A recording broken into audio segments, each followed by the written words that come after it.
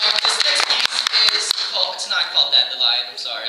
But it is called Sunflower. So, yeah, so that's, this is for a very special woman. So, yeah.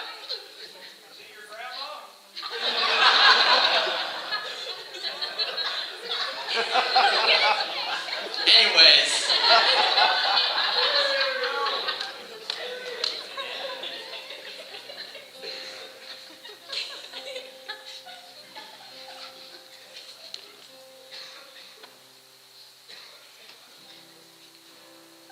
So the day Dad finally fell in love to a woman so sweet she had to be diabetic, the sky was clear blue.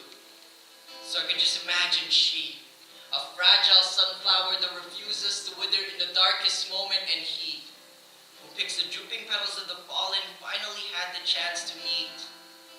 Death was wearing a t-shirt, white with the wonder of innocence. The weather that day was warm. She was warm like she was the mother to the sun. He stood there, 6 foot and a couple inches too proud. She lay there, welcoming him with joy, her gaze ripping the glory in her lifetime. So when he touched her, with those callous hands, I could just imagine a choir of broken violins, a symphony of smiles, a slow dancing heartbeat, a flickering flatline, and death in eternal darkness finally felt alive. So when he held her, ready to take away her soul, there was uncertainty in his eyes. He wanted to stay at her bedside for days, debating if she picked the blossom in the darkness. Such beauty was not meant to be gone unseen.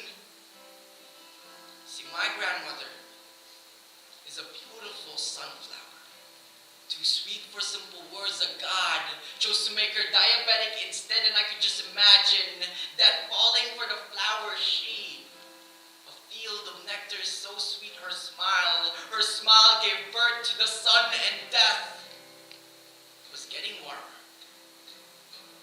But how do you take the soul from someone who is already at peace?